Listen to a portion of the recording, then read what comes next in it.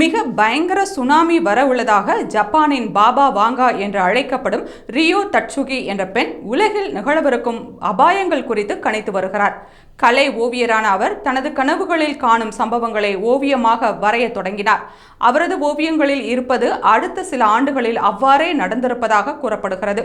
1995ஆம் ஆண்டு கோஃபே நிலநடுக்கம், 2011ஆம் ஆண்டு ஜப்பானின் சுனாமி போன்றவற்றை முன்னரே ஓவியமாக இவர் வரைந்துள்ளார்.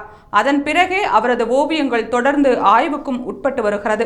இந்நிலையில் 2025ஆம் ஆண்டு ஜூலை மாதம் உலகையே புரட்டி போடும் சுனாமி வரும் என்று அவர் கணித்துள்ளார். தெற்கு ஜப்பானின் கடல் பரப்பு கொதிப்பது போன்ற ஓவியத்தை அவர் வரைந்துள்ளார். ஜப்பானின் கடலுக்கு அடியில் இருக்கும் எரிமலை சீற்றம் ஏற்படலாம் என்றும் அதனால் மிக மோசமான சுனாமி ஏற்படலாம் என்றும் அவர் கணித்துள்ளார். ஜப்பான், தைவான், இந்தோனேஷியா உள்ளிட்ட நாடுகள் சுனாமியால் பாதிக்கப்படுவதை பார்த்ததாகவும் பாபா வாங்கா குறிப்பிட்டுள்ளார். இதே விஷயத்தை சாணக்கியா பேட்டியில் வேத விஞ்ஞான வானிலை ஆர்வலரான வேதிக் ராமச்சந்திரனும் சொல்லியிருந்தார்.